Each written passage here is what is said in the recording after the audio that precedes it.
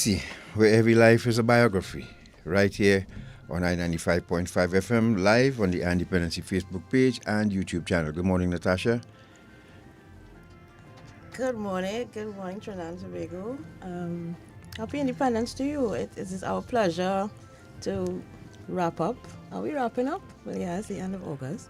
Our special celebration of independence through the eyes and the work and the livelihoods of our protective services.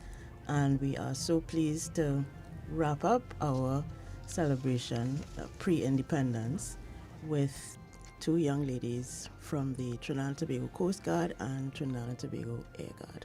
That's right. So representing the Trinidad and Tobago Coast Guard this morning is Lieutenant Naval Lt Lamy, and representing the Trinidad and Tobago Air Guard, Flight Lieutenant Monique Sprott. Good morning, ladies. Good morning. Good morning. And they are here, folks, well dressed in working order and ready to educate you on both their formation. Ladies, before we do that, though, we have a special for you. We have a special welcome for you. Shortman, get ready. Yes. And this piece is called Life on the Ocean Wave. I want to say special morning to all the members of the Trinidad and Tobago Coast Guard and Air Guard this morning. And we thank you all very much. We thank CO Coast Guard, the Chief of Defense Staff, and everyone for allowing, and of course, CO Group Captain Weeks of the Air Guard for allowing us this pleasure here this morning. As we like to do with royalty, we would like to play this short. Ladies, take a look at this welcome we have for you here. On your screen, we present you live on the Ocean Wave. And Sam Major, I know you're looking. Look at drill partner. And we'll talk more about that later. But let's welcome these officers here with this. Go ahead, Shortman.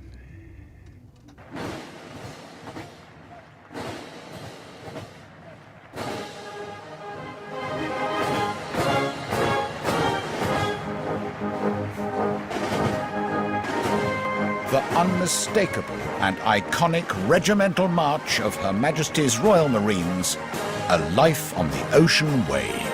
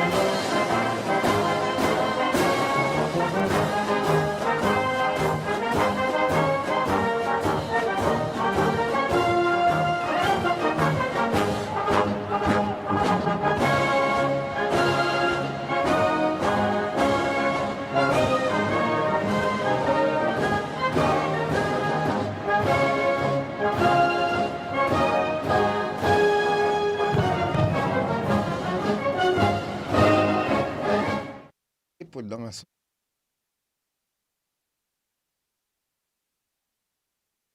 And that was your welcome, ladies. Thank you very much for joining us, folks. You know me and drill. I just love drill, right? Because we were taught by the drill instructors who were taught by the instructors who were taught by the British. That was just so there is where ours came from, and I can't, Sam Major, you saw that salute at the beginning. He played that over and over and over again. He says he just could not believe how how crisp it was. And So- for those watching and listening, I hope you enjoyed that. So, our Dependency family, let's welcome Lieutenant Naval Lt Lamy joined the Trinidad and Tobago Defense Force, Trinidad and Tobago Coast Guard on July 29, 2019. She was commissioned as the Public Relations Officer, who also functions in the capacity as Civil Affairs Officer. Lieutenant Lamy is the holder of an Applied Associate Science in Journalism and Public Relations from the College of Science, Technology and Applied Arts of Trinidad and Tobago, that's COSTAT, and the Bachelor of Arts Honours in Media and Communications from the University of Greenwich. Furthermore, on May 5th, 2022, she graduated from the United States Army John F. Kennedy Special Warfare Center and School, Fort Bragg, North Carolina, with a diploma in civil affairs. Upon graduating, she created history by being the first female to attend the United States Army John F. Kennedy Special Warfare Center. And upon graduating, she created, and from Trinidad and Tobago Defense Force, the only civil affairs trained officer in the TTDF and first commissioned naval officer to attend said university. As Public Relations Officer, Lieutenant Lamy oversees and executes all official communication on behalf of the Trinidad and Tobago Coast Guard, and she is also the official military liaison between the public and the Trinidad and Tobago Coast Guard. Additionally, Lieutenant Lamy advises Command on sustainable damage control measures and the implementation of strategic marketing plans for the Trinidad and Tobago Coast Guard. In her function as Civil Affairs Officer, she had formed several partnerships, such as the collaboration with the International Organization for Migration, where she masterminded 3 civil affairs projects. And Flight Lieutenant Monique Sprott is currently the Public Relations Officer of the Trinidad and Tobago Air Guard and has been performing this duty in this portfolio since April 2016. She's a proud member of the first batch of females to be enlisted in the Trinidad and Tobago Coast Guard on the 11th of December 1998. Flight Lieutenant Sprott served under the Coast Guard colors for the past 17 years, where she advanced to the rank of Petty Officer within the Public Relations Department. On the 31st of July, that's a good date, that's my birthday, 2015, she was granted a Special Service Commission to the rank of Flight Lieutenant. She's a past student of Mount Hope Junior Sec and Barataria Senior Comp. She holds a Bachelor of Science with Honours in Media from the University of Greenwich, Master of Arts in Communications, Media and Public Relations from the University of Leicester, and a Master of Science in Strategic Leadership and Management from the University of the West Indies. She is pursuing her Doctor of Philosophy with a concentration in Education in September 2022 at UTT. Flight Lieutenant Sprott is married to Trevor and the proud mother of 2 children, Tiana and Jeremiah. She enjoys socializing, hiking, and various high-intensity interval training exercises. And there you have it, folks. Proper introduction. And let's go, I think we should go right into the questions first. Lieutenant Lamy, give us an overview. Trinidad and Tobago Coast Guard. So the Trinidad and Tobago Coast Guard functions as the country's primary maritime surveillance and control authority. The national roles of the TTCG includes, but are not limited to, surveillance of the waters under the jurisdiction of Trinidad and Tobago, logistical support to Trinidad and Tobago's land forces, port security, assistance in scientific research, aid to civil law enforcement, anti-smuggling / counter-narcotics operations, fisheries protection and enforcement, search and rescue operations, safety of shipping, surveillance to offshore installations, environmental protection, local marine surveys, local and regional humanitarian aid and disaster relief, and cooperating with other naval forces, regional and sometimes international. Our area of operations is segmented into 3 tiers. We have internal waters, that's the waters we have closest to land, Then we have Tier 2, which is our territorial waters, then extraterritorial waters. Coast Guard is the Maritime Rescue Coordinating Center for an area of about 62,500 squared nautical miles, which comprises of Trinidad and Tobago, Grenada, Barbados, St. Vincent, and the Grenadines. The responsibility is fully functional component of the operations branch and functions 24/7, with focus primarily on the safety of life at sea in compliance with the requirements of the state and international conventions. Lovely. So, I mean, that's a lot of, and we have some images up there of the Coast Guard in action. So, and these are, now, it's very, I want to commend you, and of course, Flight Lieutenant Sprott, for choosing the Coast Guard and the Air Guard, because I would not. I respect people who choose to work on the sea tremendously. My hat's off to you all. You know, I'm not, the listening audience at Dependency knows that. Yes. Yeah? This is why, better. yeah, this is why I choose the land force, because it's easy to walk from point A to point B if the vehicle shut down. But we'll get to that later on. But Flight Lieutenant Sprott, I mean, and you know, your overview of the Air Guard, because I know, and folks, we have anniversaries inside here. You know, the Coast Guard, yesterday was actually the official anniversary date. And then the Air Guard, it was the 1st of August. And you'll tell us about your anniversary too. But before she goes, we do have a short video which tells us a little bit about who the Air Guard is. Yes. That's video short man. You could run that. It's just a minute and a half. So we could share that and then.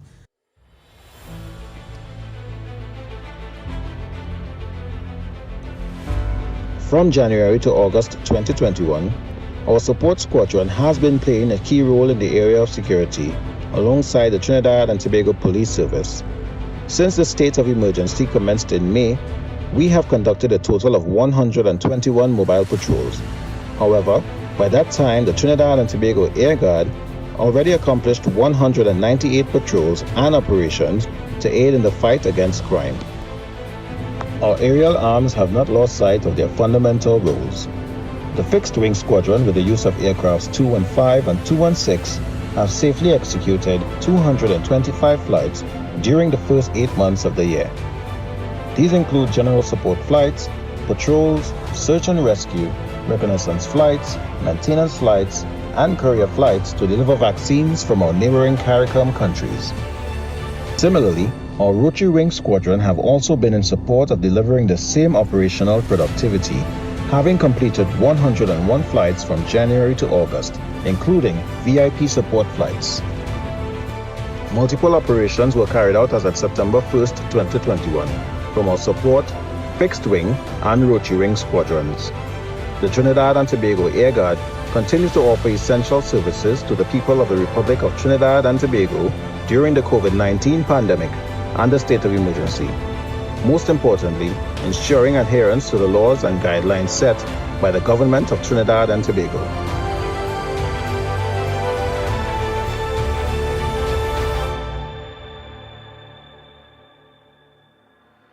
If you're just joining us, you're listening to Dependency right here on I-95.5 FM, live on the Dependency Facebook page and YouTube channel. In studio with us from Trinidad and Tobago Coast Guard, Lieutenant Lt Lamy, and representing the Air Guard, Flight Lieutenant Monique Sprott.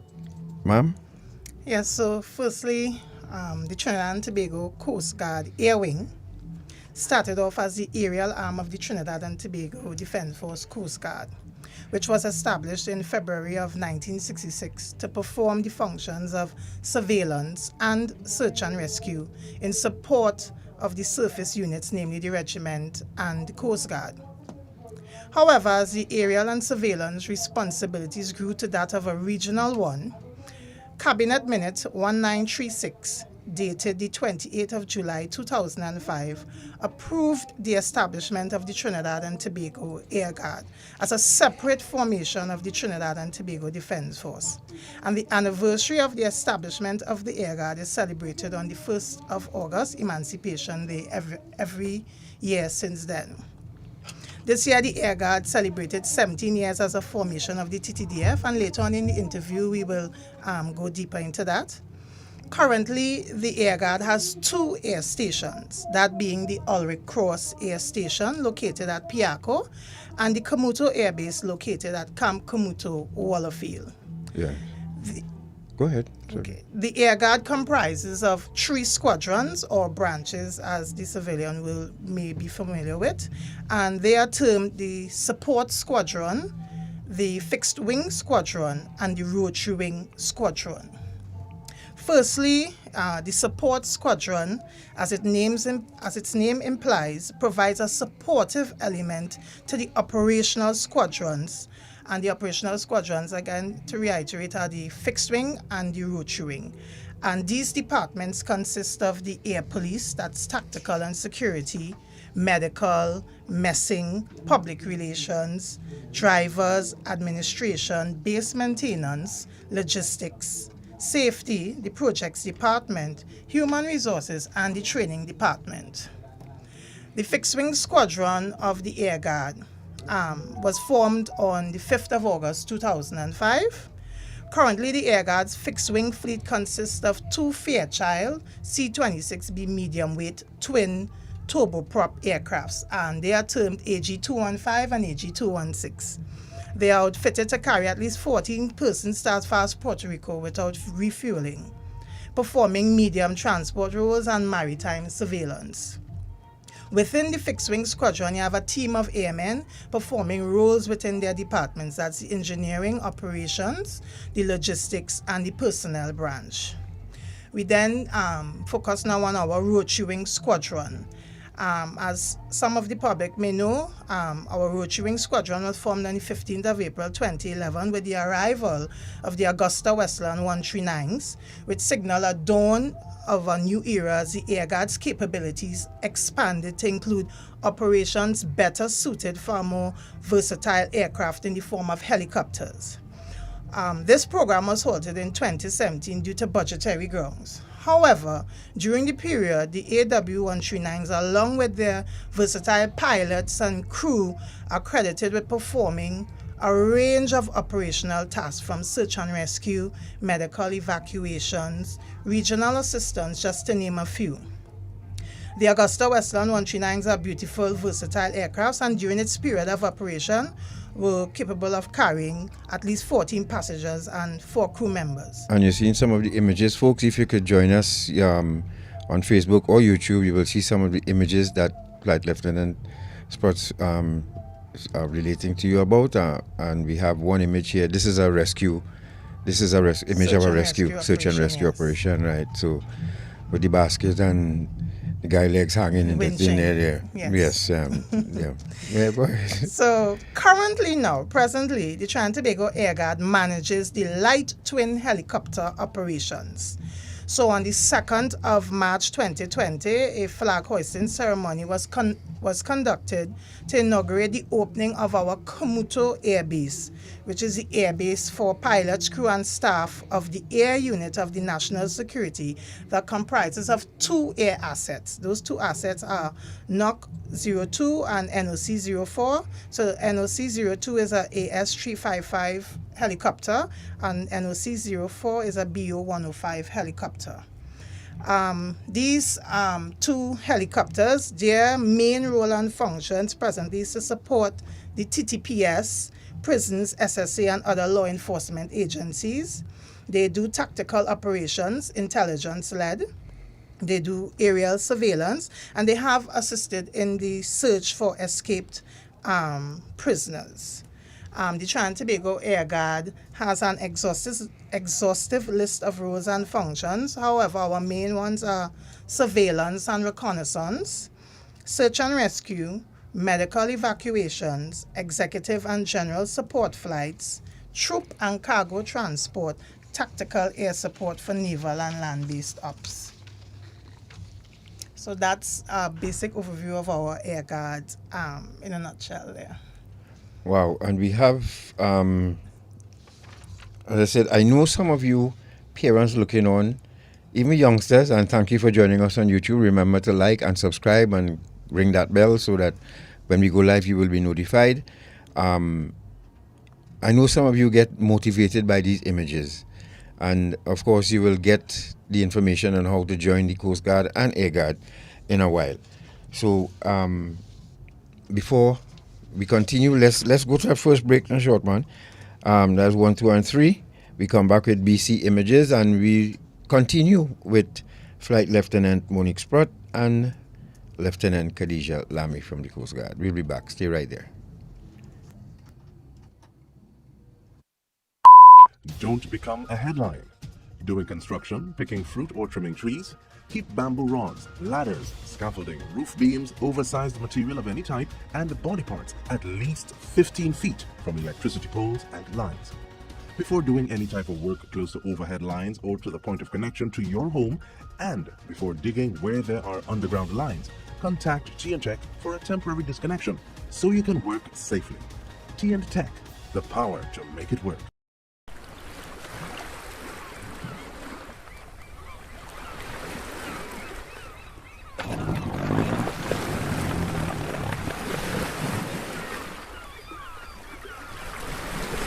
Hey, Cappy, talk to you now, boy. I got a small work for you to do. Make a quick 10 G's. What you gonna do for me? 10 G's? What's that how I do this, boy? What you doing? Taking your boat, run up the islands, pick up some people and then bring them back here for me. That's all you have to do. That's something like human trafficking, boy. That's a serious crime. I can't make that. Trafficking in human beings is a serious violation of a person's human rights. It violates a person's right to freedom of movement, freedom of choice, freedom of speech, and freedom of identity. It is a heinous crime which affects local, regional, and international peace and security. A victim of human trafficking is subjected to many types of abuse. The crime destroys a person's dignity and self-worth. Victims often feel hopeless, are suicidal, and are stigmatized in their communities. Child victims are deprived of their rights to education, play, and social interactions. They're essentially robbed of their childhood, and that can never be regained once those years have passed. If we do little or nothing to fight against human trafficking in our country, we can face economic sanctions from international agencies and partners. Our country will be losing money. Doing little or nothing to fight against human trafficking will tarnish our country's international image and, most of all, the value we place on human life. Human trafficking is no respecter of persons. Anyone can be a victim. So let us all strive to safeguard human life and dignity in Trinidad and Tobago. We are the Counter-Trafficking Unit of the Ministry of National Security, Trinidad and Tobago, safeguarding human life.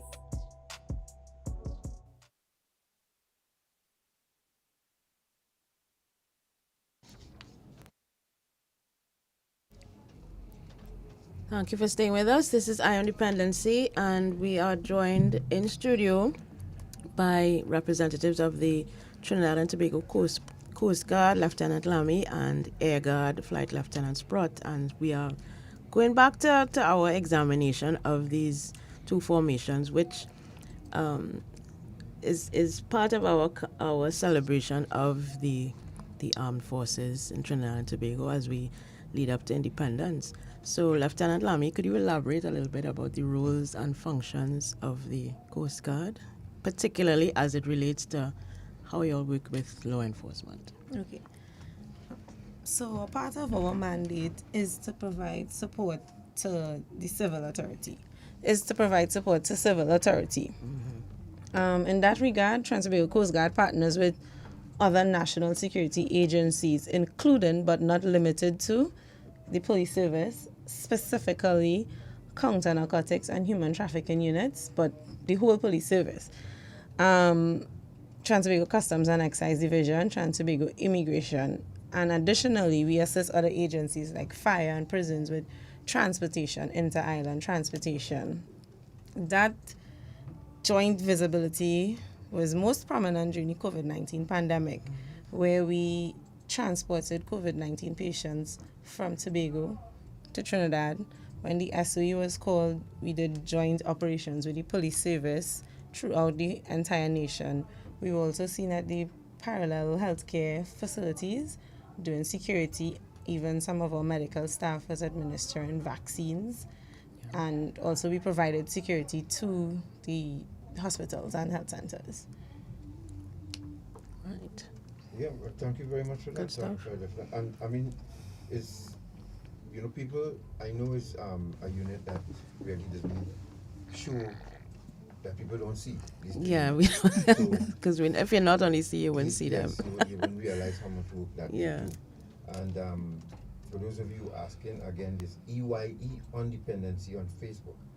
And same thing for the YouTube channel, EYE on Dependency. Right, and thank you very much for joining us. Now, Flight Lieutenant Sprott, could you elaborate to tell us ways that the Trinidad and Tobago Coast Guard, Air Guard collaborates with various stakeholders, because you do that as well? Yes, we do. So the Trinidad and Tobago Air Guard also conducted joint mobile patrols with the TTPS during the period 2020 to 2022 within the areas surrounding Piaco, particularly conducting mobile patrols in and around the Golden Grove prison vicinity. The TTAG collaborates with the TTPS and the TTCG with joint operations for search and recovery of persons in water, search and rescue. So we really work, the Coast Guard and the Air Guard histories are intertwined, and our roles and responsibilities are intertwined with each other. So when individuals, fishermen, persons are lost at sea, they call the Coast Guard. However, the Coast Guard needs that eye in the sky, at least to give an aerial search to give a pinpoint and location, so that then the Coast Guard goes out to that location to retrieve that person in the water. Collaborations also charitable with the TTDF Air Guard personnel also assist with FEEL, that's the Foundation for the Enhancement and Enrichment of Life. We conduct a lot of assistance with that charitable organization. Earlier this year, the Air Guard conducted what the military terms subject matter expert exchange programs. Those are conducted with the Delaware National Guard and the U.S. Military Liaison Office. TTAG has a great working relationship with the RSS, what that's called the Regional Security System headquarters in Barbados.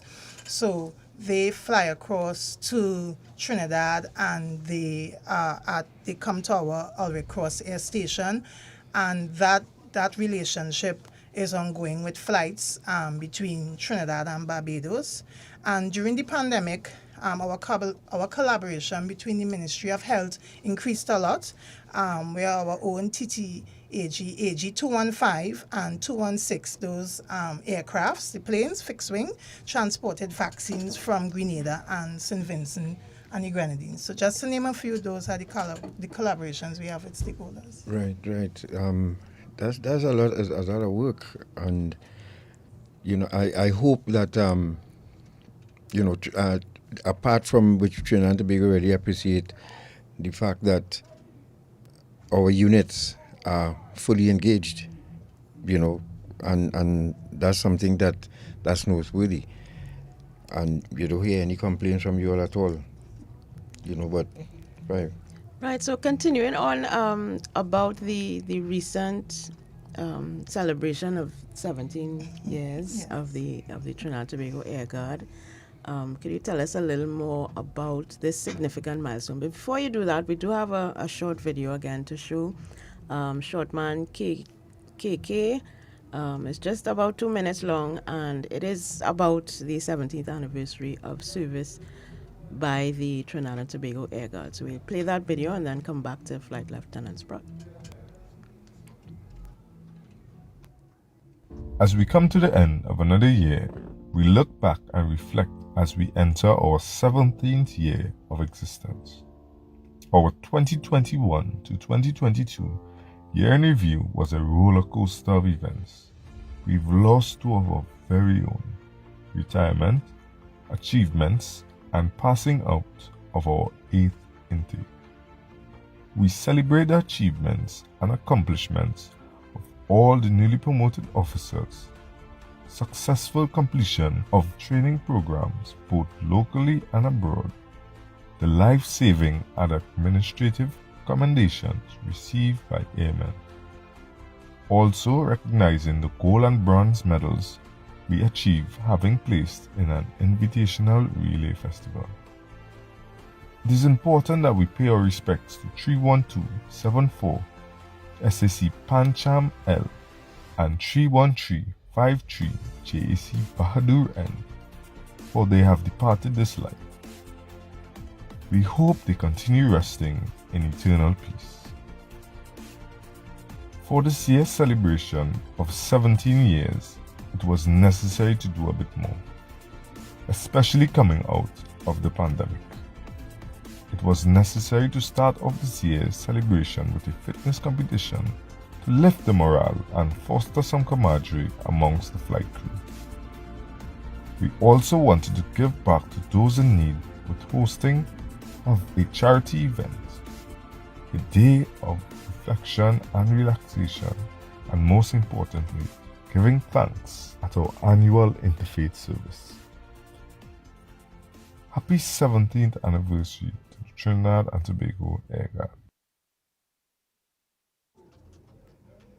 So that was the Trinidad and Tobago Air Guard 17th anniversary video, and we're trying to get one for the Coast Guard as well, which we didn't have, so stand by for that.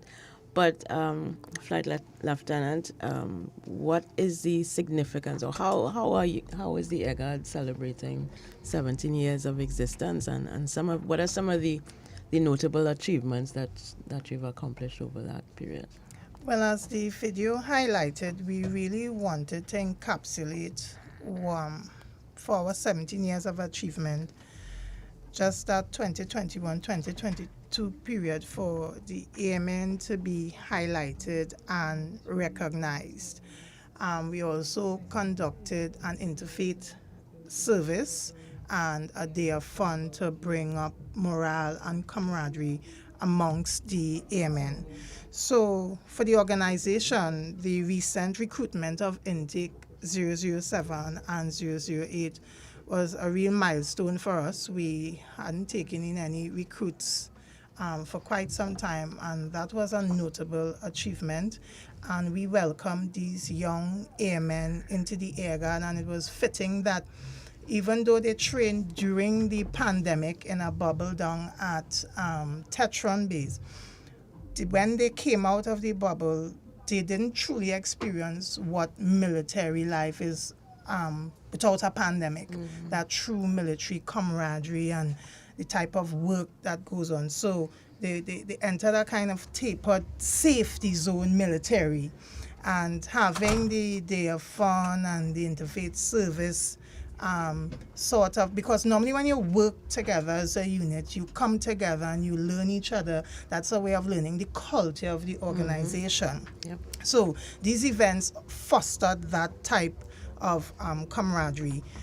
We celebrated the military achievements of various airmen who were successful at both local and international courses. There were promotions of individuals, and as God knows, a promotion in the military, they say promotion comes from God. So promotions were celebrated in the Air Guard and highlighted on our social media pages. We also had retirements, and that's a milestone for a career for individuals spanning 27 to 30 years in the military. When individuals are exiting the organization, it's important and fitting to give them something on behalf of the organization. The commanding officer meets with them, thanks them for their time of service, and gives them tokens of appreciation. So that was also celebrated. We also celebrated because during the pandemic, 00700 intake, they participated in an invitational relay at the stadium, and they placed, the males placed first, the females placed third, and we really celebrated that with them, right? Letting them know we were really proud of them. We have our very own SEC Pacheco, a female who performed a life-saving act where she assisted a gentleman with CPR, and she was commended for that, right? What I can say is that though the Air Guard is the youngest of the formations, where the Coast Guard and the regiment is celebrating 60 years along with the nation. Yes. we with our 17 years with our establishment in 2005, the past 17 years has truly shown our growth and development as a formation, in terms of the development of our human resources, our assets, our infrastructure. I mean, acquiring Kamuto Air Base as a second air base, that's a major milestone and achievement for us within the 17 years. And the major role that we play in our country's safety and security. So 17 years as a young organization, people still have to look at our history. The Air Guard's history is intertwined with the regiment and the Coast Guard for that 60 years, and we are really proud of that. So, excellent. And I mean, as you were talking, I wanted to ask you. You spoke about the intake training at Tetron. How is it? And I mean, you can answer this too, Lieutenant. How is it? How is the induction training different, whether it's Coast Guard, Air Guard, or regiment? Well, I can speak from experience because Yes. I entered the Coast Guard as a recruit. Right. Right? And when one enters any one of the formations as a recruit, that training has to remove your civilian ways from you. And the training, and then I'm talking both from a recruit and then as an instructor perspective, because I'm proud to say that I trained the 41st, 42nd, 43rd, and 44th intake of the Coast Guard. Right. So I can speak both as an instructor and one who has gone through that training, and what recruit training is intended to do for that young adult between 18 to 24 is that when you come into that environment, we have to remove your civilian ways, the way you slouch, the way you bend, that walk. That's where the drill comes in. That drill removes that sort of that street behavior. And then we have to do what we have to break down the individual mentally. Now, some people may like it or don't like it, but they respect the result after. Yep. The instructors shout, bawl, curse. Sometimes we've curbed the profanity A quite little a bit. bit. Even the youngsters A pity. who have trained and they meet me years later, like, Mom, it wasn't easy, But And we know what they say about sailors cursing, right? Honestly, the Defense Force has, from way back when, we have curbed the profanity, but the shouting and that sort of but when the instructors come at the civilian, you have to take instructions. You have to listen. And we break down that individual, and then we do this miraculous thing. We start to build them back up, coming down to the end of training. So it happens also for the officer cadets. And it even happens in the special service training, because I always say sometimes, I trained twice. I trained both as a recruit and then to become a commissioned officer, I also had to train at Tetron. Now, ma'am, if you're just joining us, folks, you're listening to Independency, of course, and we're live on I-95.5 FM, live on the Independency Facebook page and YouTube channel. Remember, that's EYE on Dependency. And we have in studio Flight Lieutenant Monique Sprott from the Trinidad and Tobago Air Guard and Lieutenant Khadija Ami from the Trinidad and Tobago, Lamy from the Trinidad and Tobago Coast Guard. Let me just go back a bit to that training component. You see the cursing? I have a Sam Major listening to me right now. And we got cursed in all Back to creative front, ways. A to Z. Men Anyhow. fitting that word between two words, between one word, and it was all creative types of cursing that we got. Now, we asked the question, I asked this Major one time, why does all the cursing be so much? And the reasoning was good for us eventually, that if you hear this every day, and this is embedded in your system, sort of. When you go out there on duty, and you know, long time before those toy sold there, and men used to tell you all kind of cuss you all, and you just watch them and laugh because you were trained to take cuss without retaliating. So it was a part, and it really toughened us up, really. You know, so much so that a man cursed me today, I watch him and laugh, because it's something that we got, what you're not grown accustomed to. So that's the reason why. It's not that they just like to curse, although some of them do it so beautifully well. And you're quite correct. It builds the individual who goes out there to patrol, who has a government firearm, and the public can tell them anything, and it's like water off a duck's back, and that's a beautiful sign of resilience and mental strength and for maturity. All members of the Trinidad and Tobago Defence Force. I meant put the F word between unbelievable. I could never. The first time I ever heard that in my life, I say, wow, that is so fantastic. But it was for a reason, and it worked. So, but thank you for you know, before we get back on track. Ladies, the Coast Guard, the Air Guard, we talking about naval vessels, we talking about big rope to pull, we talking about jumping off jetty in the water with equipment. And I mean, ladies, if you see these two ladies in here, this looks deceiving, right? Lamy, I mean, seriously, why the Coast Guard? Why not regiment or Red Cross or you know, Salvation Army? Red Cross. You choose Coast Guard. Why? From a little girl, I always admired the sharpness of a military officer. Right. And when I always say, even coming back from Fort Bragg, I say I had a day in Fort Bragg where we did land navigation, because I trained with land in Fort Bragg, right? Right. Land navigation in the winter. And I finished 30 miles with lots of pounds on my back, minus like 2 degrees. Wow. Because I was there in winter. Wow. I sent a picture back home to Captain Polo. I was like, sir, land navigation completed. And I turned and I said to myself, when I started journalism in particular, all I wanted to do was write out of a balcony in Italy. But, you know, the job market, I wanted to actually do fashion journalism. And you never asked yourself, you know, a journalist really have to go through all of this, boy. But the sharpness of a military officer is something that I wanted. Discipline, the integrity. I wanted to be a part of this. I wanted this to be a part of my career in growing. Good. And I have zero regrets. I say it every day. I have no regrets of wearing this uniform. When I go out in public and I have to give my name, it's like, Lt Lamy. Oh! Mm-hmm. And I represent the Coast Guard the same way in civilian clothes as I do in kit. In this uniform. Yeah. Right. It's a proud moment.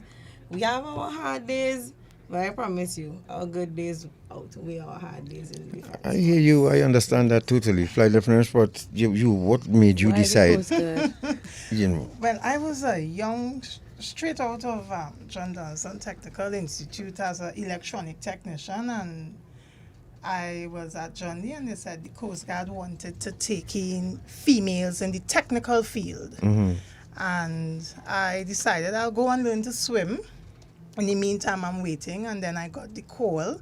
So for me, it was like the Coast Guard came because, and I guess PR was working even back then in 1997 with that type of recruitment process, because they came into John Donaldson Technical Institute searching for female technicians. And I am part of 3 female technicians within the first batch of females in the Coast Guard. And for me, making the decision to join the Coast Guard was really to make my parents proud. At the time, you're young. Back then, you don't know much about the Coast Guard. You just think Coast Guard is just swimming, and you just saw a vessel. And when you enter into recruit training, when I entered recruit training, and I realized the Coast Guard is so much more. And these scary stories they tell individuals that they will throw you off the boat and you fight up to swim, and it's not the case. The Coast Guard evolved from that, and they teach individuals to swim. And what people don't know, back then, when someone applied to the Coast Guard, you had the opportunity to apply to the Air Wing. All right. So I have batches who applied to the Coast Guard Air Wing. So, and then our batch trained at the Air Wing. The 38th intake was the first batch of the Coast Guard to train at the Air Wing. So as I said, our history is the Air Guard and the Coast Guard history is so intertwined. So I had the opportunity with my batch to train up at Air Wing, learn this whole Piarco Air Station, crawl, roll, you name it, tote your batch up at the Air Wing, up on the tarmac.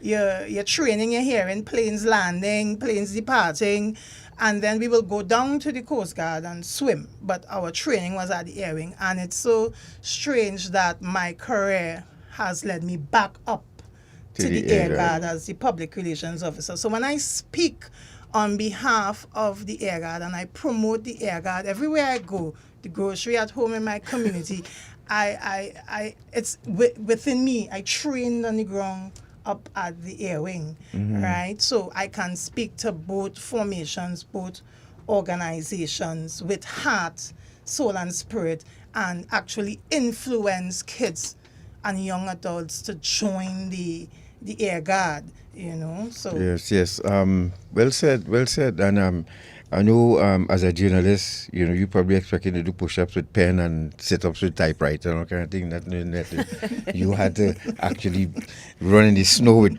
equipment and all that just to be a journalist. But I mean, you made it, and thank God for that. Shortman, that video I sent you, just sent you, we just got it. And could you indulge us, please, by showing that's the...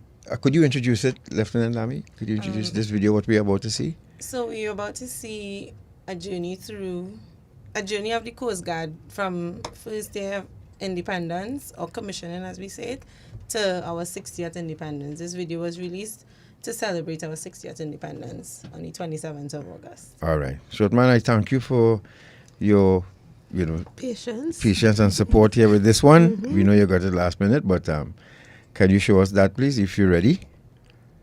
And folks, remember, you can find us on EYE on Dependency on our Facebook page, and same name on the YouTube channel, I on Dependency.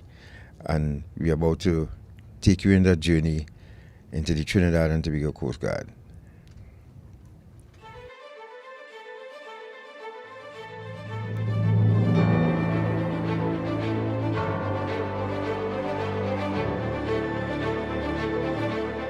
On August 27, 1962, the Trinidad and Tobago Coast Guard was formed as a mandatory criteria for our nation's independence. Under the command of Commander Loftus Peyton Jones, the premier maritime force of the English-speaking Caribbean was born. He led the force with 5 commissioned officers and 42 ratings. Their fleet comprised of 4 vessels: the Sea Scout, Sea Sprite, Sea Bee, and Sea Hawk.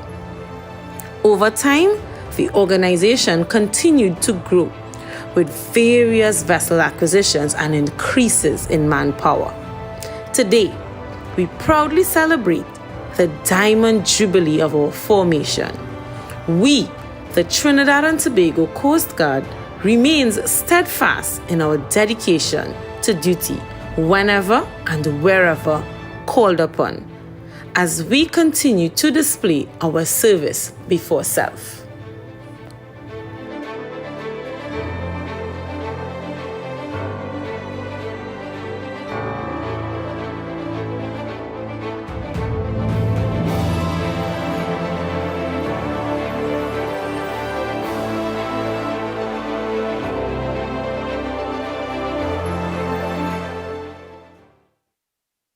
Thank you very much, Mr. Boris. Nice. And Nice. so you can start from the images from LL, Trinidad and Tobago Coast Guard. So, Lieutenant Lamy, the celebration anniversary as a formation. So what are some of the plans to commemorate this wonderful occasion? It's so nice to know it's close to independence and everything. You know, tell us how you all feel. So, one thing I say about sailors are a proud bunch of people. Tell me about it. Proud. We are a proud bunch of people. And 60th anniversary for Trinidad and Tobago Coast Guard is an absolutely proud moment for the men and women, even with Sprott, to share with the nation. Yeah. So I give a little history.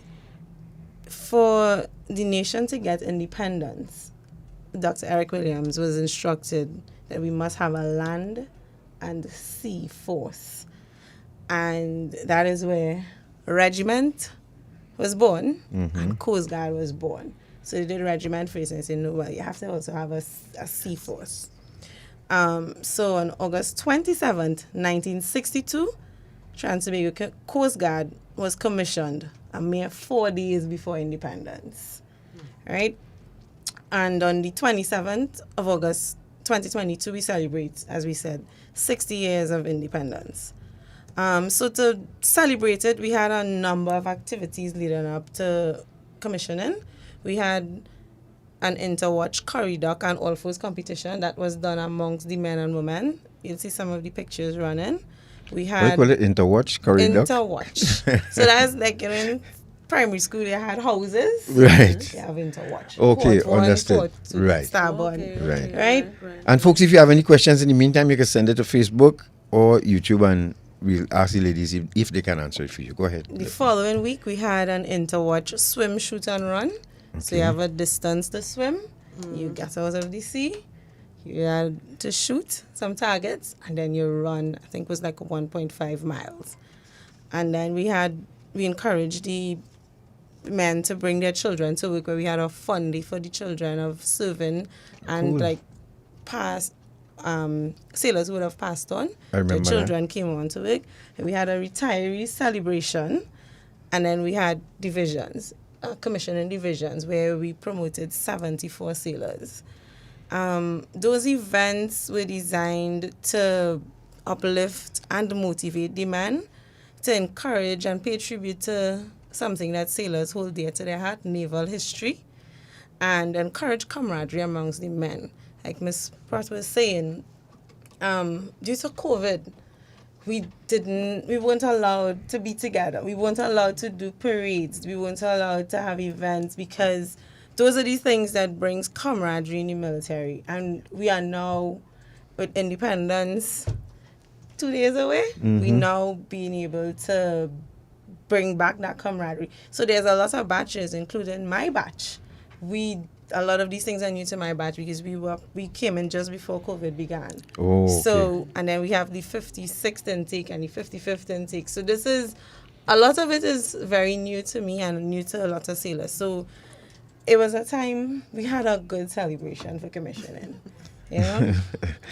I could just imagine. And we've seen some of the images here with the Coast Guard in action and different, you know. And I always say to people too as well, when you up at 2 a.m., 3, 4, you're either in the jungle or out to sea, and sometimes you ask yourself, you know, or as in the case of Flight Lieutenant, you know, you're all doing a search and rescue. You know, sometimes you go through in your mind, I wonder if Trinidad and Tobago really appreciate what it is we do, boy. You know, because you're out there in the trenches, you're out there in the mud, and this is why I don't entertain any talk about the protective service, because you have to be in it to understand it. And once again, we thank you all so much for your service, because it is not for the faint of heart. And you being a married personnel as well, how's your husband, how is Mr. Sprott handling all of this? I mean, how long you been serving now?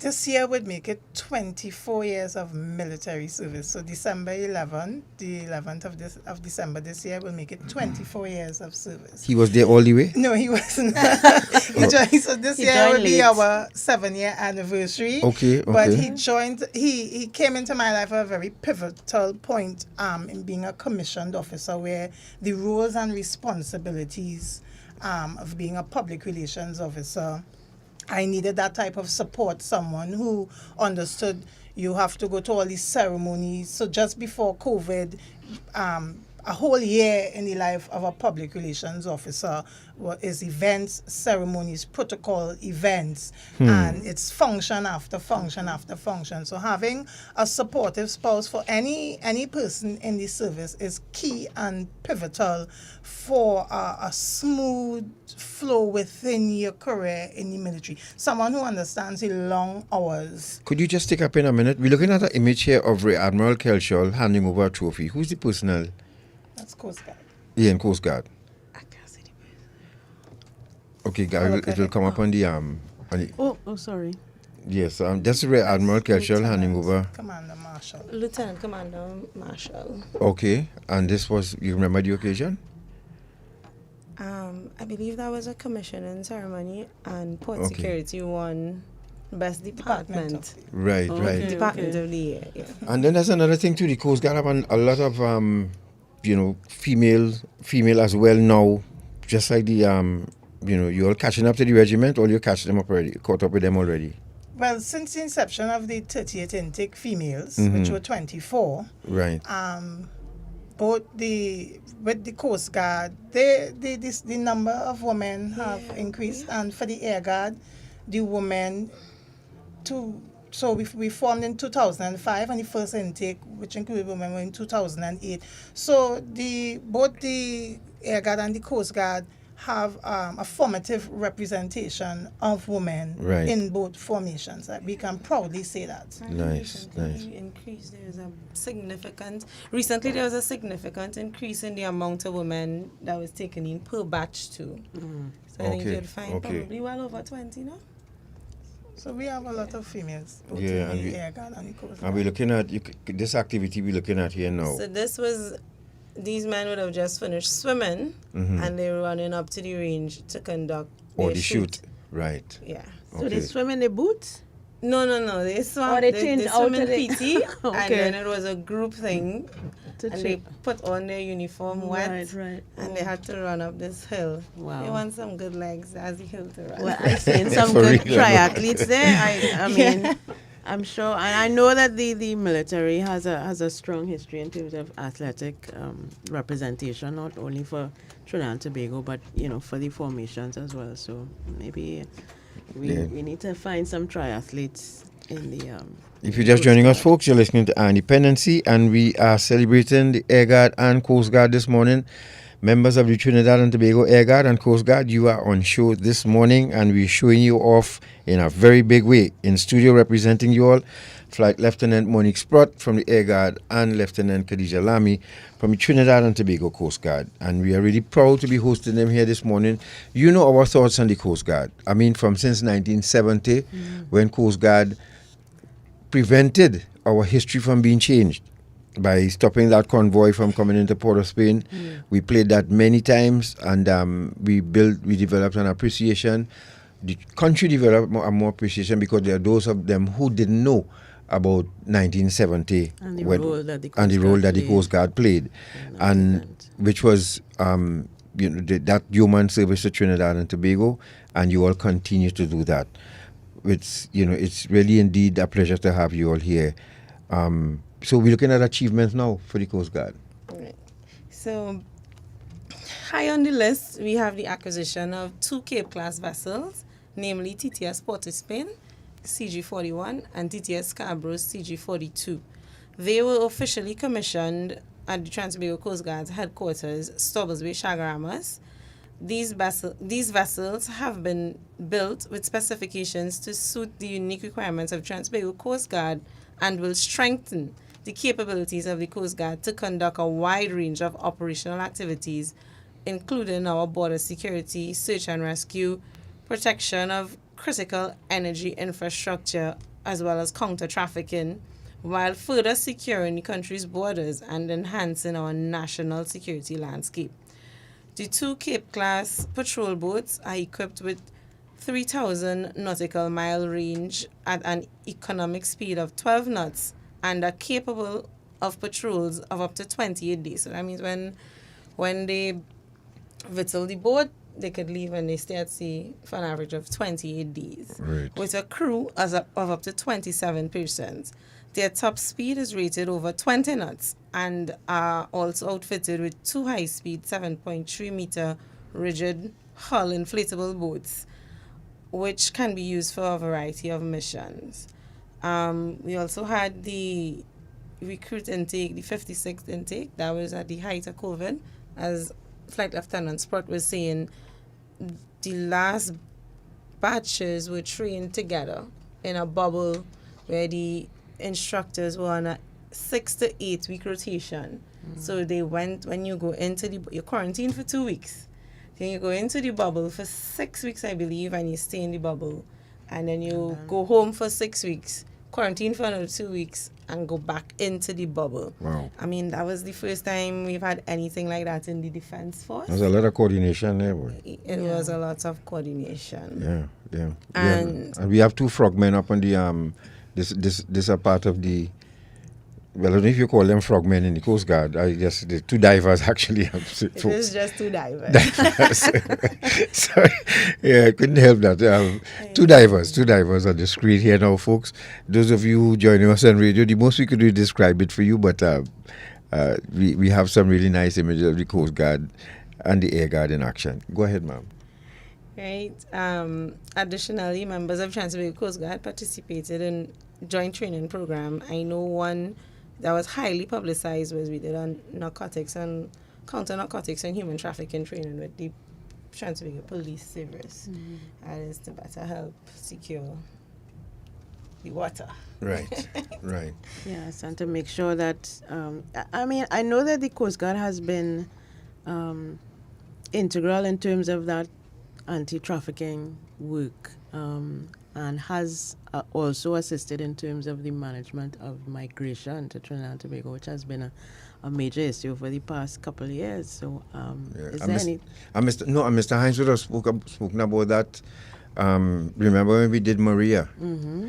Maria was smuggled from Venezuela to Trinidad, but they had to abort the planned smuggling the night, at least for 5 days, because Coast Guard, Trinidad and Tobago Coast Guard was very busy. So they spent 5 days extra at the location when they just planned to spend a couple hours, before they came to Trinidad. So it spoke to how much the Coast Guard have tried to keep our borders protected. It is, in no way is it an easy job. Yeah. In no way is it a safe job, but it's definitely a job that I could say the men and women of Trans-Tobago Coast Guard, they execute with pride, and we definitely have major successes in securing the border. Yes. Yep. We want to go, before we go to the break, there's a question about the outreach initiatives, especially with young people, that the Coast Guard and Air Guard do, and the agencies and ministries that you collaborate with. Like Lieutenant, you want to speak to that? Sure. So with our outreach youth, that's the youth initiatives. Well, the Air Guard conducts its youth initiatives through various, attending various career fairs throughout Trinidad and Tobago. And those career fairs are hosted by secondary schools, primary schools, and they are also hosted by organizations. And at these career fairs, we send out a team from the Public Relations Department, and we engage these youths, and we highlight our roles and responsibilities. And of course, the kids just want to know how to join, what to do, and we guide them. We have pamphlets, we show our videos, which really intrigue them. And their main concern is and it's really important to catch the youths between in Form 1 and Form 3 where they have to select their subjects. Yeah. Because a main thing for some of the kids, when they see the air guard there and they hear the name, the rank flight lieutenant, they think everybody in the air guard flies a plane. So the PR department has a lot of work to do in terms of saying, besides flying the planes and the helicopters, there are other jobs if you can't fly.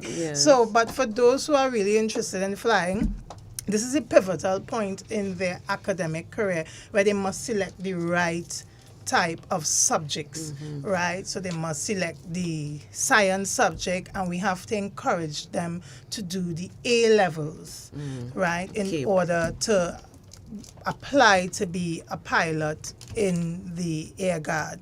And for those who, don't want to be the pilots because they realize a lot of mathematics, a lot of calculations, because people don't understand.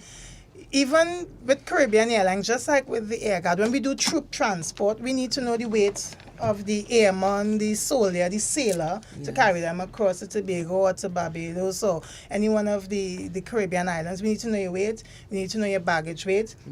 The pilot and crew the pilot has to calculate all these things in relation to fuel, right? So it's a lot of calculation. We have to let them understand it's not just flying the plane and you're cruising up in the sky. There are certain subjects that you require, and there are things about the fixed wing aircraft and the rotary wing aircraft that you have to understand. And with the youths, we also highlight to them that the Air Guard has its very own doctor. We have lawyers, we have public relations specialists. So if you are not highly inclined to being a helicopter pilot or a plane pilot, you can be anything you want to be in the Air Guard. You can be an avionics technician or mechanic. So that's where we outreach. And then one of the most exciting things with the youths are called the base tours. So we have the see the planes, sit in the plane, go in the cockpit, see the helicopters. And I mean, with the toddlers, what I enjoy when the toddlers do the base tour at the Air Guard, like when these 25 little kids walk through the Air Guard gate up at the Ulrich Cross Air Station and they see the plane, I always envision that just at least one, if you could plant the seed in that one child, their mind, to aspire and come and join the Air Guard. I've done my job.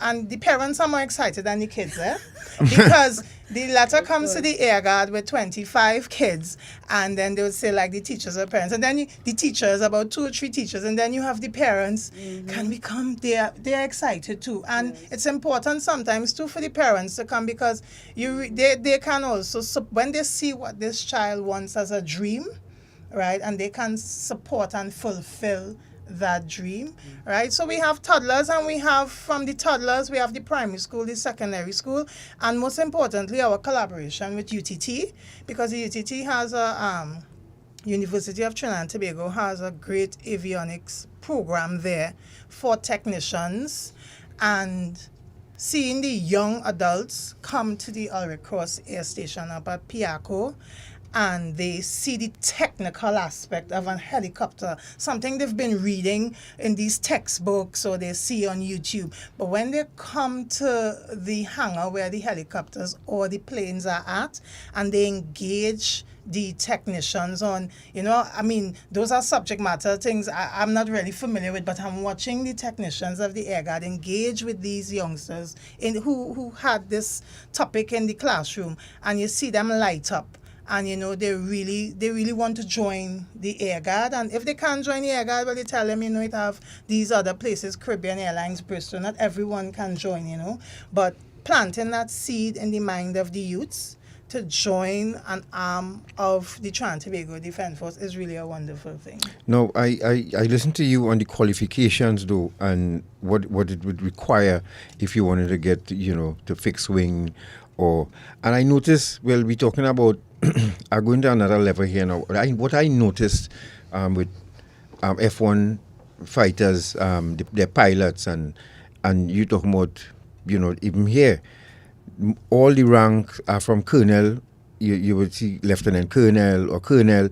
You would never hear able seaman so and so, or you know, or corporal flying a jet. You know, it always, so it speaks to the. I mean, I'm not downplaying anybody's role, but it speaks. What I don't know if you noticed that, but I noticed every time they call the rank of people who fly these aircraft or jets, they are from major go up. You know, if someone is of another rank, again, it speaks to the willingness of an individual, because to become a special service commissioned officer, even from the ranks, an individual has to edify themselves. Correct. Edify themselves with a bachelor's or a master's, and it shows to the strength and grit of an individual, because there are individuals from the other ranks who crossed over and they became pilots, right? And they are a very own. I trained them, the Coast Guard, and then they came across the Air Guard as an officer, and then they became a pilot. So the dream is not impossible. It's up to that individual to edify themselves, Yes. know their career path, know what is required to become a pilot, aim and achieve it. And I've seen it firsthand, and it's a beautiful thing. Yeah. As well, Gerald Jacob just assured me that the British have sergeants that fly choppers. So thank you for that, Gerard. If you're just joining us, you're listening to Dependency, and we are speaking with Flight Lieutenant Monique Sprott from the Trinidad and Tobago Air Guard and Lieutenant Lt Lamy from the Trinidad and Tobago Coast Guard. Before we take a break, I just want to let we have a lot more to show you. We're going to play a bit of that Jamaica Defence Force tribute from the Trinidad and Tobago Defence Force Steel Orchestra. The drill squad. Also, we had to show you that mass band because there's something that we missed. And we want to dedicate to this period here, this session, as well to the musicians. All the musicians, the Trinidad and Tobago, because I know it's a group of people we take for granted. On Independence Parade, they hardly hear anybody rah-rah for the bands. You know, they look at the formations and everybody can't wait to see the next formation. But the musicians as well, we have to remember their contribution to all of this. And then we have some pictures of the past and present commanding officers of the Air Guard and Coast Guard. So we show you that after we come back from this break. Short man, you could take us to promo block 7, and we'll be back right after this break. Stay right there.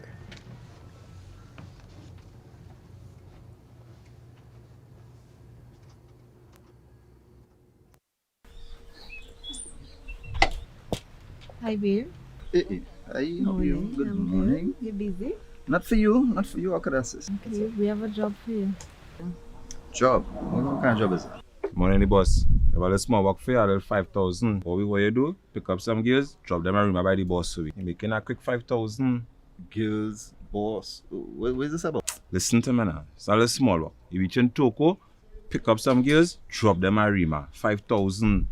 That sounding like human trafficking. Are you trying to set me up or what? Partner, you know the penalty for human trafficking? Look, I gone now. Excuse me, please. Do you know that human trafficking is considered a serious crime in Trinidad and Tobago and is punishable by law under the Trafficking in Persons Act Chapter 1210 or the TIPS Act?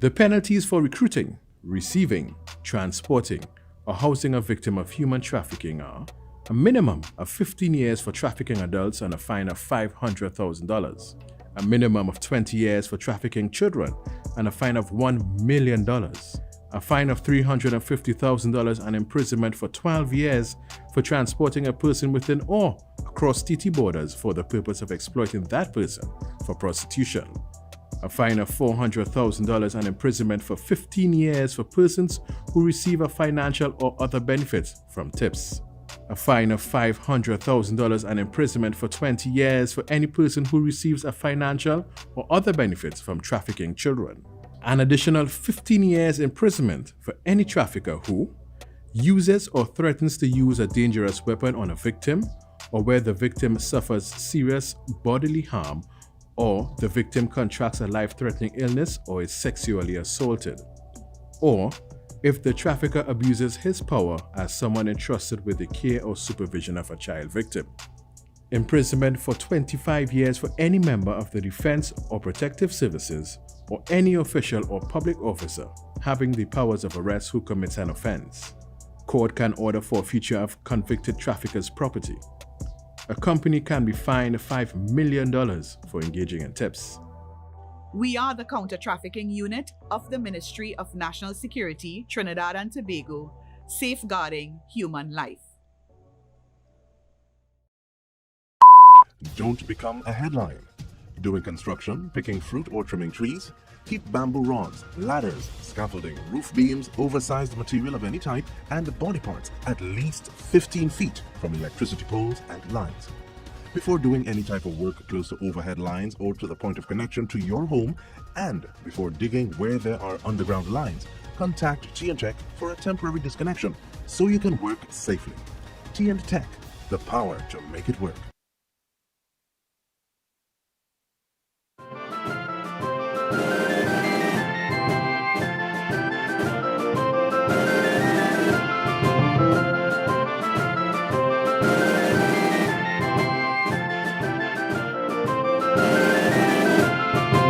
All right.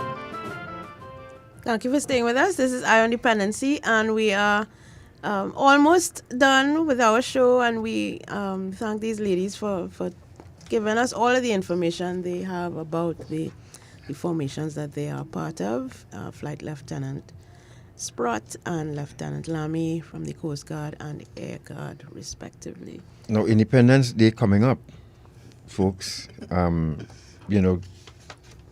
Coast Guard, tell us what could we expect? It's the Jubilee 60th anniversary.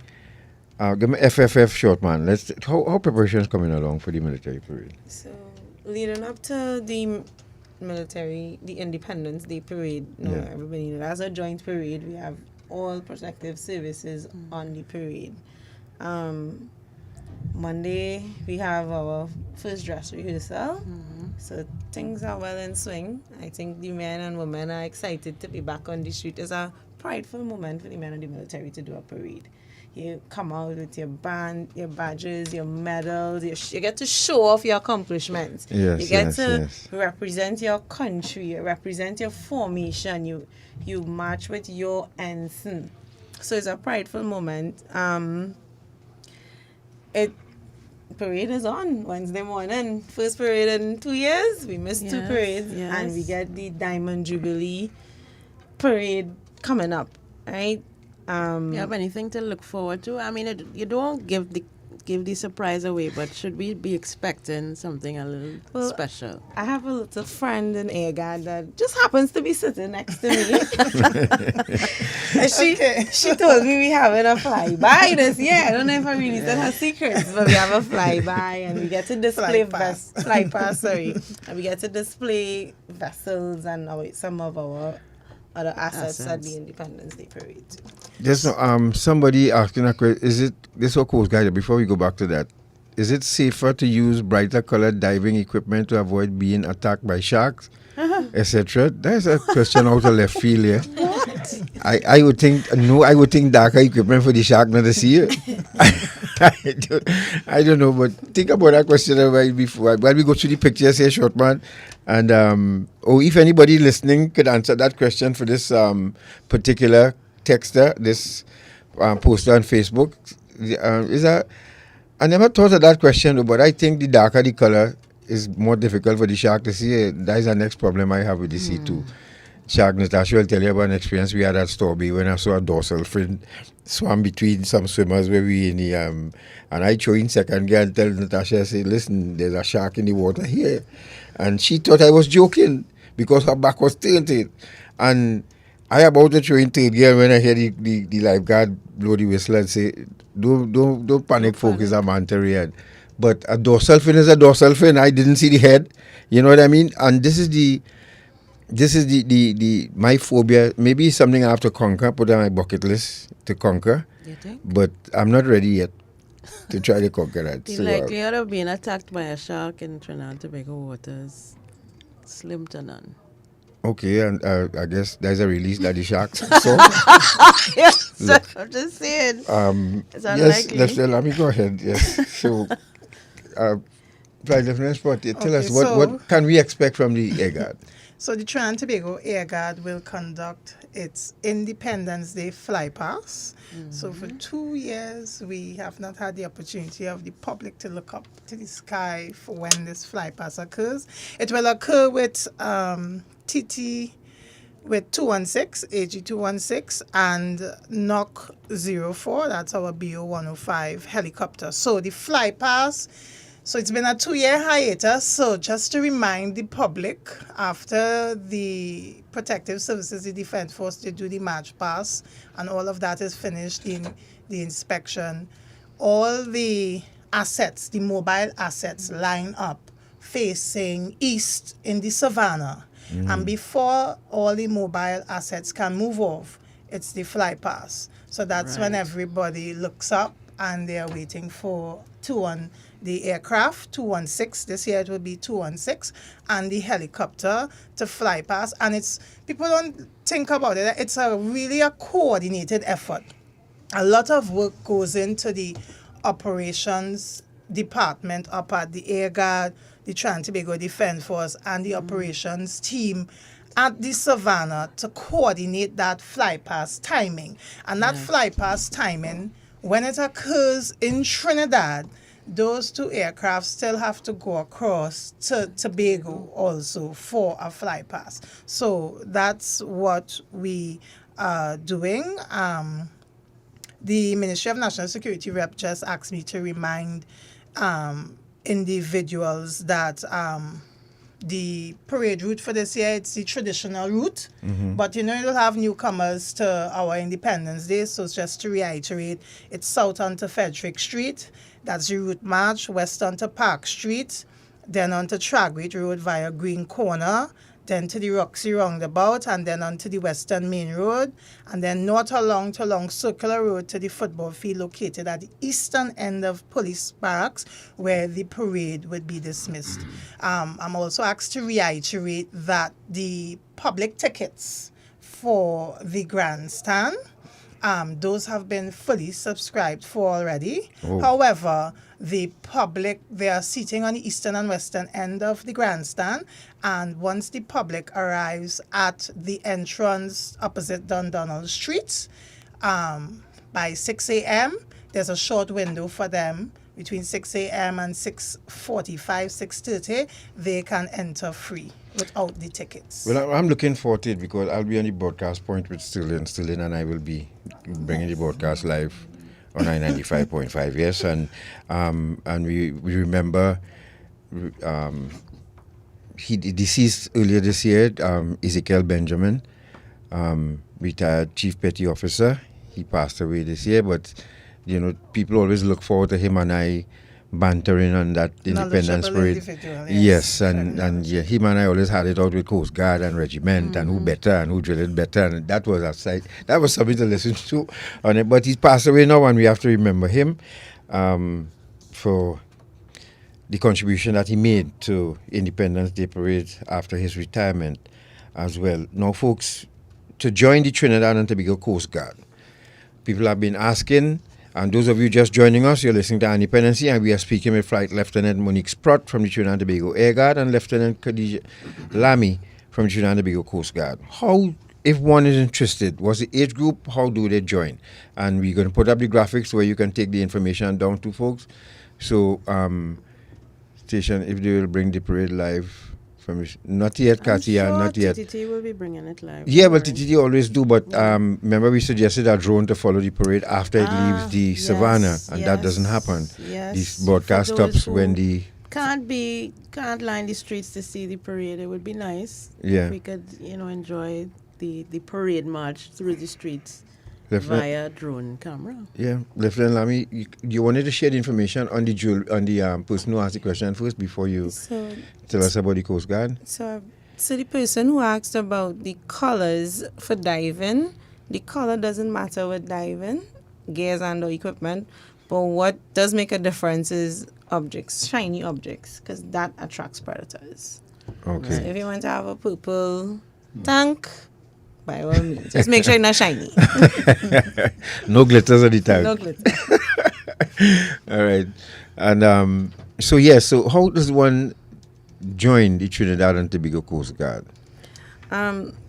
So there's 3 routes of entry into Trans-Tobago Coast Guard. You can come in as a rating, you have commissioned officer, and then you have special service officer. So for rating, the age is 18 to 24. So too is commissioned officer. That's where you begin as an officer cadet, and rating you begin as a recruit, and you go into AB, OS, AB, and you go up the ranks, right? The requirements for rating is 3 CXC subjects based on the position you want to. So you want to be a writer, a seaman, but if you have to have maths and English also. If you want to be like one of the trade positions, like a mechanic, you will have to have some sort of qualification in that field. Right. And the certificates, of course, to... Correct. Right. Coming in as a commissioned officer, you have 5 O-level subjects in addition to 2 A-levels. If you have more, a bachelor's degree, we gladly take you, right? And then you have the special service commissioned officer, where the age is 26 to 42. You have to come in with your work experience and your academic qualifications, and you bring your civilian touch to the organization. Okay. Right? For the last 2 years, we've had recruiting on, last year and this year. So the ads are usually posted to the Defense Force Facebook page, and it's circulated. It has its fair share of circulation for entry, but we take questions in our inboxes to help people, because some people still look for further guidance. You know, I don't have this, I don't have that. What can I do? What are my options? And the PR teams are always ready to help anybody that needs any assistance. Now, could you do us a favor? There are lots of questions that we may not get time for you to all answer. After the program, you could go back to if you all can answer the questions to the people posting them on Facebook right now, that would be wonderful. No problem. We'll really appreciate that. Yes, we will. To join the Air Guard. Somebody's asking a question about any special provisions to children who are leaving children's homes, so orphans, who not coming from a family. I mean, how? I'm not sure, Alison. I believe the question, I can probably speak to that question for all the formations, inclusive of the Coast Guard and the regiment. The recruitment process, we have proud members of the Coast Guard. I can speak personally to, and I'm sure the regiment and Air Guard, who've come from children's homes, and they are a great success. And the PR teams utilize these individuals to go back to the homes to inspire these young individuals that I did it, and so can you do it. And that's the St. Jude's Home and Sophia House. These are the 2 that I can call to mind, and I'm sure there are many others. And yes, the recruitment. The Trans-Tobago Defense Force understands the recruitment process and understands there's a wide and varied interest of the public, and they try to meet every demand. Children's homes, we go across to Tobago, we conduct the recruitment in Trinidad, and we ensure that every individual has an opportunity to join the Defense Force. Right. Yes. Lovely. So with the Air Guard, and ours would just be a little because you have the flying aspect. But to join the Air Guard as an officer cadet between the ages of 18 to 26, it's the 2 CXCK passes or GCE or a SAT score of 1400 or an undergraduate degree.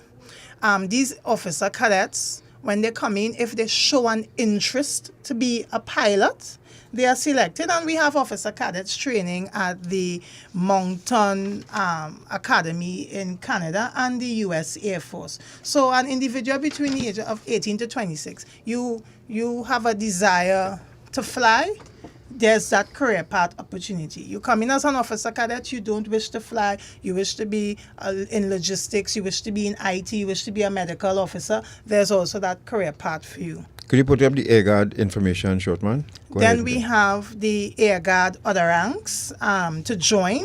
Same for CSEC passes. The only difference is with the joint recruitment, the individual has to indicate they want to join the Air Guard and they want to be an air crewman, because there'll be a difference. You have the able seaman with Coast Guard and you have the infantryman with Army. So Right. once one wants to join the Air Guard and be specific, you want to work on the aircraft. You have, since you were a child, you just wanted to be on the aircraft. You want to be, that's where you'll be an air crewman. You don't necessarily want to be a technician, you want to be part of the crew. You specifically indicate that you want to be an air crewman or a clerk. So it's just your normal for CSEC passes. For the technicians, an aircraft technician certificate, well, for cooks, for stewards, for IT, their CSEC passes along with a diploma or equivalent. And people sometimes when they come to the Air Guard, they believe that we only deal with aviation technicians. No, we have normal vehicle assets that need to be maintained also. So you can come in with your normal mechanical engineering certification, right? So that's a career path there also. With the Special Service Commissioned Officers, and for those, the Special Service Commissioned Officers are between the ages of 26 to 42. And let's speak specifically to individuals who had a desire to be a pilot, couldn't come in between the age of 18 to 26. However, they went and they did their flying hours. So they wrapped up about 500 flying hours or more, and they got their pilot's license, whether it be helicopter or fixed wing. And an individual between 26 to 42, once you possess the commercial pilot's license and you have a minimum of 500 flying hours, you can join the Air Guard and you can fly the aircraft, right? For individuals who don't have a desire to fly, but have a desire to be, again, as I say, PR, IT, an IT officer, a medical officer, once you have that undergraduate degree or postgraduate degree, you can join as a Special Service Commission Officer. What I must highlight for individuals who want to join the Trinidad and Tobago Defense Force at any age, your physical well-being needs to be on par. Individuals just think it's academics. I have the academic qualification and I have a dream and a desire. But this individual, you need to have an active physical lifestyle. And we must reiterate that to this generation especially. You must at least run a 2 mile for your specific age group. Do a 20 push-ups. Must do at least some push-ups and some sit-ups. Even for the individuals aged 26 to 42, and you want to come and give back, you've done everything in your life, you've gotten your degrees and you want to contribute to society, you still should be living an active physical lifestyle so that when you go through the process and we indicate to you, you have a physical assessment, it won't be that demanding of you to now run and go and do this 2 mile and do these push-ups to pass the physical assessment. And So this is what you're right. that. This is what I tell people, not because you don't wait until you sign up, then to go and start to train. At least give yourself a year of good physical training and get yourself there so that you can keep up and stay there, because it makes you question your decision from the first 2 days in recruit training. And don't let your gender be a barrier either, because as these two ladies in studio have demonstrated, it's not a barrier. It wasn't a barrier for them. It shouldn't be for you. Don't let nobody no man tell you because you're a woman you cannot join the military. Yeah, and I have to jump in here in my for the women of the Trinidad and Tobago Defense Force. They come in all sizes and heights and frame, meaning the type of frame, not bulky, and you can't underestimate these females. And in the Air Guard, these youngsters who just pass out, they are super fit, right? These youngsters are super fit, and they are super fit females in the Trinidad and Tobago Defense Force who can give the men toe-to-toe on a march and on a swim. They can. Yes. They can. Yes. If you're just joining us, you're listening to Dependency. Shopman, let's go to NN quickly before you run out of time. We can't take people's calls. Do that just so a little bit of the Trinidad and Tobago Defense Force and their tribute, we welcome Prime Minister of Jamaica, Andrew Holness, Trinidad and Tobago, who is here celebrating, and the regiment band did a little tribute to you all. So let's show a little bit of that, and then we'll go to the mass bands, and then we'll take your call. So let's look at them. The Defense Force Steel Orchestra in action here, paying tribute to Jamaica on their 60th anniversary of independence.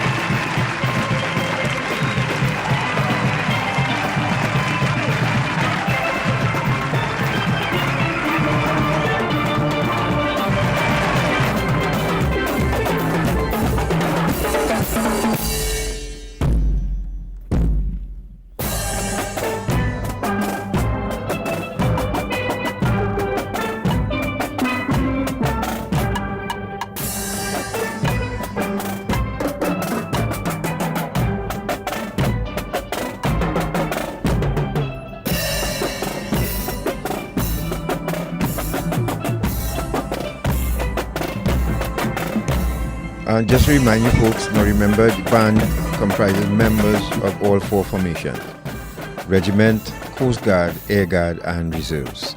And they will be displayed for you this coming Independence.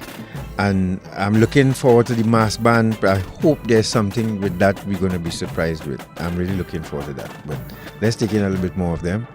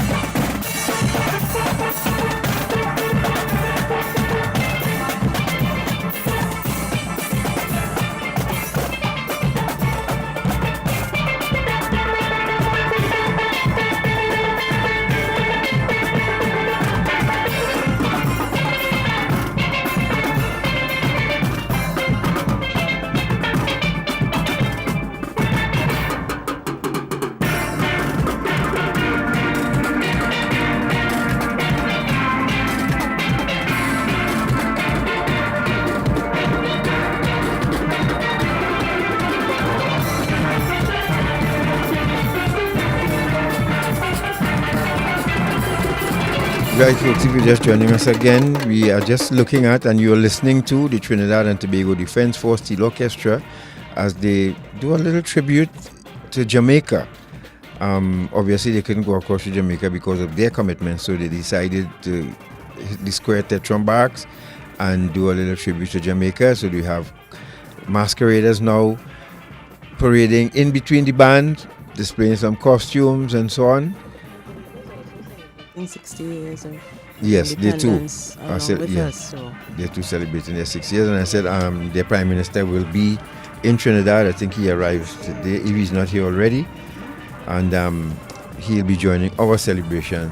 So we welcome him. And so, Shoban, let's go now to 000.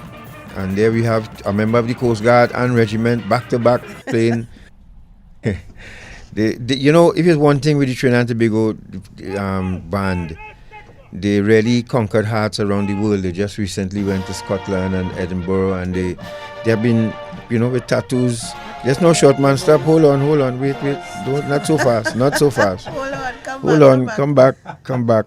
Now, folks, we have to see this again because I had to see it a million times. This piece here, folks, that we're going to show you, as I said, it's from the people who taught us drill. And why I love drill so much, because we learn from the best. We learn from the men who were trained by the men who were trained by the British. We were just trained with 2 generations down from British trained soldiers. So you know the kind of drill that we got. So, and I wanted, we like to dedicate these pieces. After we looked at it, we saw that the drummers in front, now Jacob gave me some good schooling on this. So the drummers in front, they play the kettle drum or the side drum. The guy is spinning, they play the tenor drum. But something I noticed as well that we missed is that these they call them drummers, and is after I leave and watching this, I say, well, you know, I have more appreciation for drummers, because they learn these bugle calls and they learn the kettle drum, the different rhythms on the kettle drums too. Let's look at this. Look at this from the mass band. And those of you who missed it, look at the drummers in front, and they are called drummers for a reason. And they actually started off with their bugle first before they started playing the kettle drum. Shortman, go ahead. After this, we take your call. Look at it. Watch this now, boy.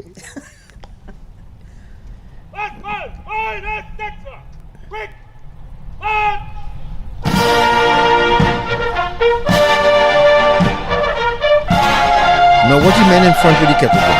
They actually blowing bugles first. I didn't notice that.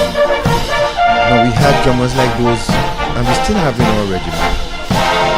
But I never give them this much appreciation. So we dedicate this piece to the musicians of the Trinidad and Tobago Defense Force and the Armed Body Protective Service. Let's look at it.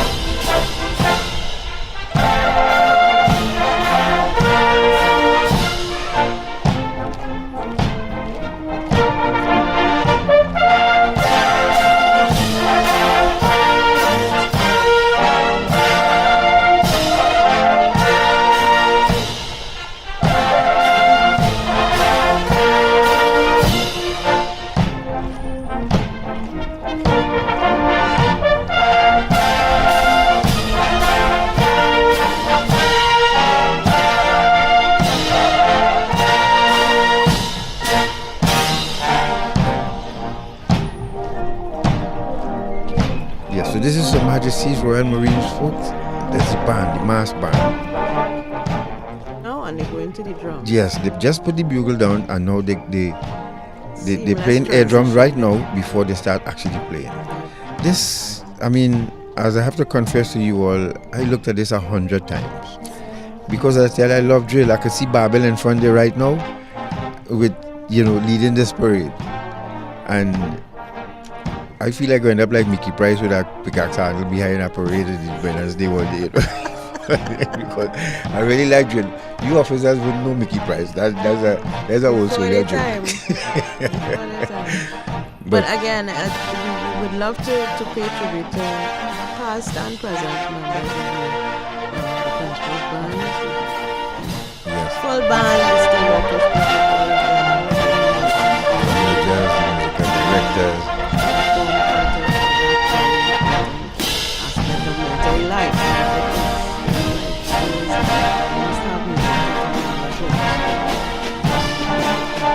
My brother who's a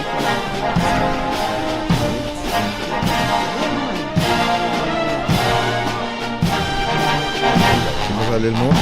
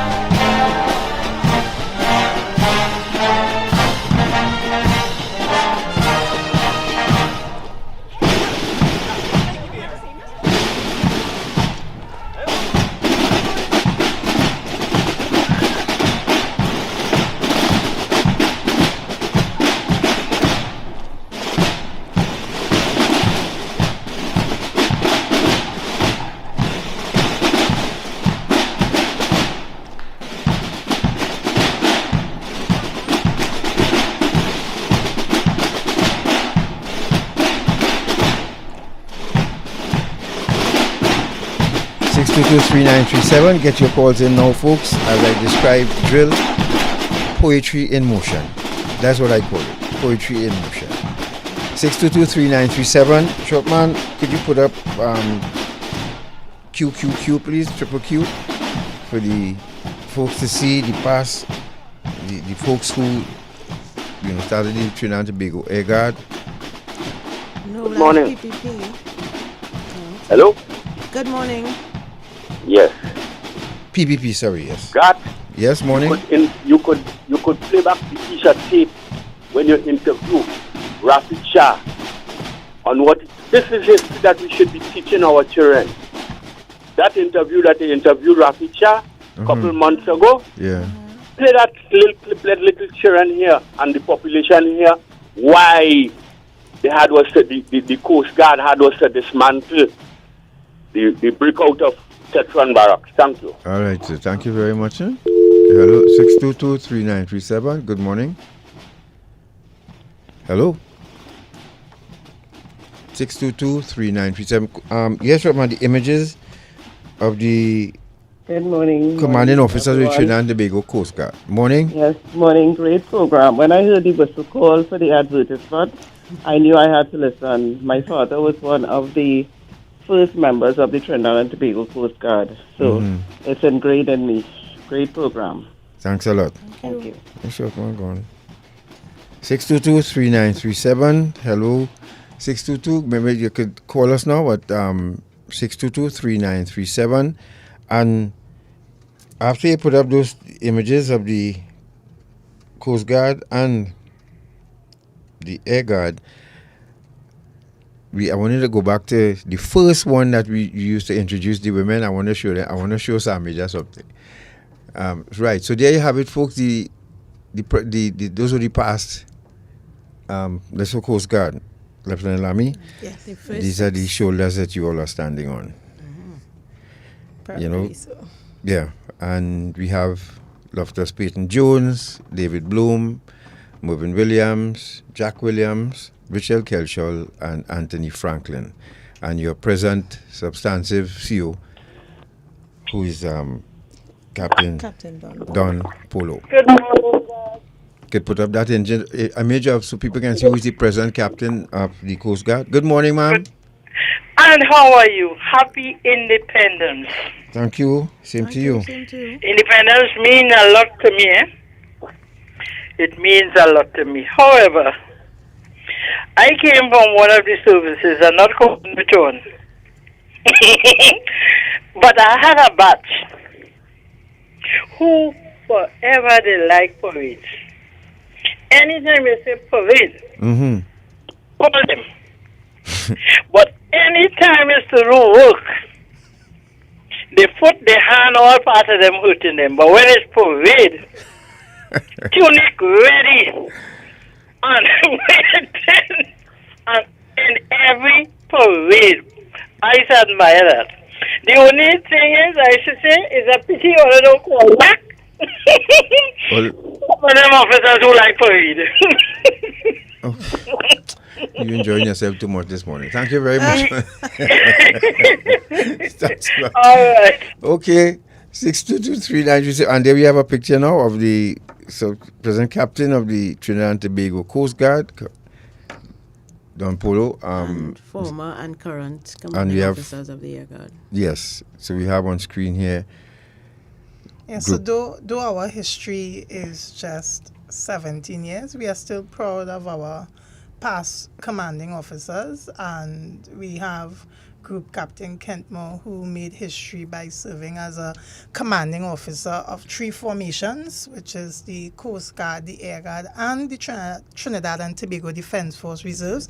So the Air Guard is proud of that history. Our second commanding officer, Group Captain Rudolfo, and our third commanding officer, then Group Captain Daryl Daniel, and who is now the present Chief of Defense Staff of the Trinidad and Tobago Defense Force, Air Vice Marshal Darrell Daniel. So Yes. the Air Guard has some proud history, and we are currently being led by our present commanding officer, Group Captain Kester Weeks. So for 17 years as a formation and standing on the shoulders of these individuals, it's really a great milestone for the Trinidad and Tobago Air Guard as a formation. If you're just joining us, you missed quite a lot. We're coming to the end of our lollipop here this morning. All 93 of you on YouTube, remember, please subscribe, like, and you ring that bell so you will hear and you'll get notifications for when we are on. And we are wrapping up our conversation with Flight Lieutenant Monique Sprott and Lieutenant Khadija Lamy of the Trinidad and Tobago Coast Guard, Monique Sprott representing the Trinidad and Tobago Air Guard. And we have time for a couple more calls, 622-3937. If you wish, short man, go back to the first video we used to welcome the ladies. Now, Monique Sprott, you tell me you're a commission, you're an instructor, you train people, drill and all of that, Yes. right? Let me tell you something. This is something I had Natasha watch it over and over. And Sir Major, I want to thank Sir Major, and of course we cannot forget Chief Petty Officer Garnet Moore for helping us out too with some of the information that we needed. And we thank you very much. He always there and of course Delano Henry as well for providing us with information that we need. Two important names, mentors in the Trinidad and Tobago Coast Guard, yes, they are. Yes. They constantly and always support what we do, and we thank them for that support. I want to show this Major. This Shopman, go back to the first. That's video A, and the one that we used to welcome the ladies. Let's and remember, you can also go back to our Facebook page and answer some of the questions that Sir Major, watch this, eh? Well, forgive me now. Forgive me. Put up the short man. Start over. When talking about crisp. Yes, it's the Sulu that catch me here, folks. Trust me, Sir Major, watch this now. Put up the volume up. Put up the music. Okay. Start over. Yeah, right. The unmistakable and iconic regimental march of Her Majesty's Royal Marines, a life on the ocean wave.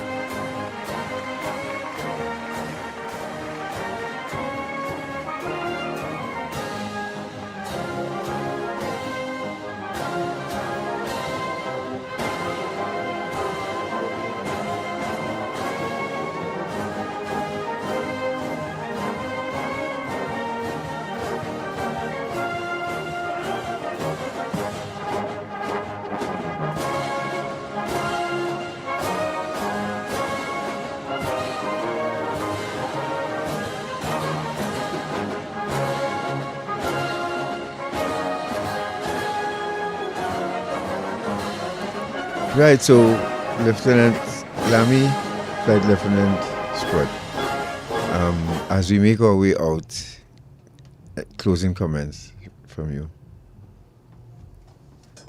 Yeah. Well, on behalf of the members of the Trinidad and Tobago Air Guard, we'd like to thank the listening public for tuning in and getting a snapshot of our history of who we are and what we do as a formation. And we would like to hope that we have inspired some youth or young individual to join our formation to give back and contribute to society in a positive way.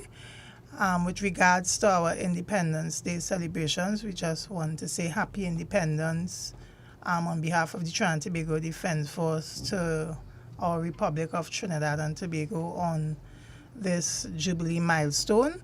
And thank you for giving the Air Guard the opportunity to have the listening public and the viewing on the live stream the opportunity to see who and what we are as an Air Guard formation. So we thank you.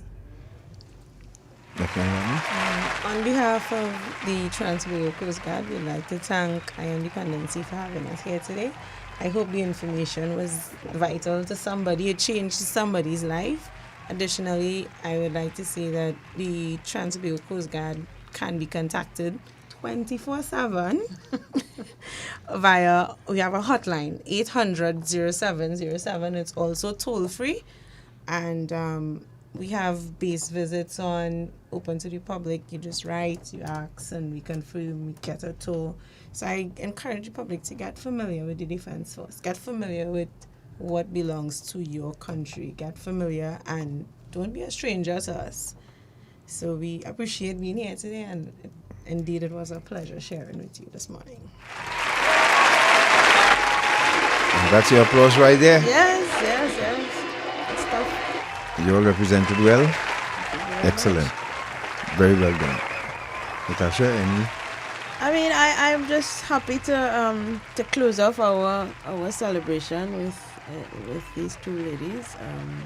I think it's indeed a testament to the contribution not only that the military has made for Trinidad and Tobago, and I hope that those of you listening and watching really do appreciate the contribution that they give. They're not just shining boots and pulling rope and and eating ration and joyriding on helicopters. Yeah, and eating ration and knocking ration.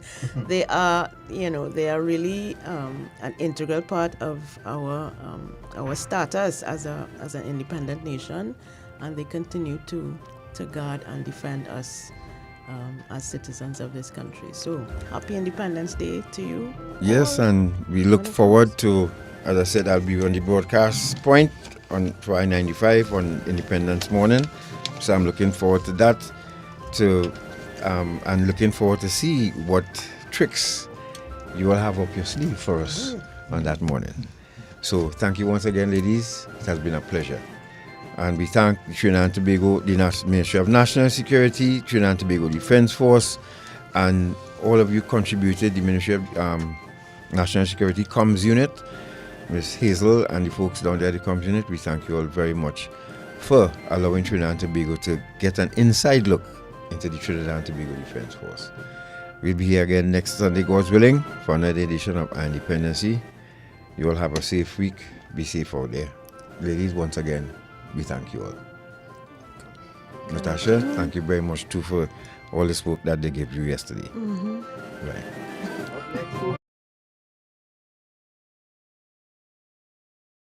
Miss Janelle Wilson, she's not in the military but always has a bayonet face on, ready to do the news. Much short man, thanks a lot folks. You all be safe, take care.